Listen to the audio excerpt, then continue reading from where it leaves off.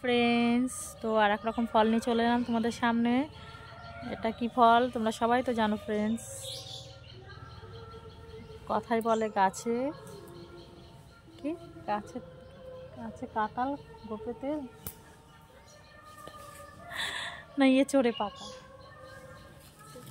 হ্যাঁ, চড়ে পাকা।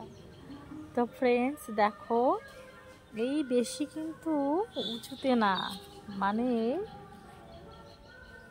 একটু হাইটে লম্বা হলেই কিন্তু কাঁঠাল সবাই ধরতে পারবে। দেখো মানে পট করে ছিঁড়ে নিয়ে চলে যেতে পারবে, এরকম একদম নিচে হয়েছে।